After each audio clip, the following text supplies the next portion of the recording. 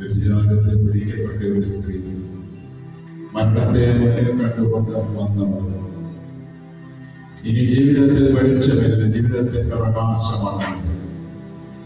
അന്ധകാരത്തിന്റെ ജീവിതത്തെ, മരണമാകുന്ന അന്ധകാരത്തിന്റെ ജീവിതത്തെ മൂടാൻ പോകുന്നു. ജീവിതത്തിൽ ഇനിയും ജീവിതത്തിലേക്ക് ഒരു മടങ്ങിപ്പോക്കി അവിടെയും കൊണ്ട് വന്നിരിക്കും, യേശുവിന്റെ മുമ്പിലേക്ക് വന്നിരിക്കും. എന്നാൽ ഇതാ നിത്യപ്രകാശമായ ലോകത്തെ മുഴുവനും പ്രകാശിപ്പിക്കുവാനായി പ്രകാശിപ്പിക്കുന്ന പ്രകാശമാകുന്ന ക്രിസ്തു അവരുടെ ജീവിതത്തിലേക്ക് വെളിച്ചമായി കടന്നു.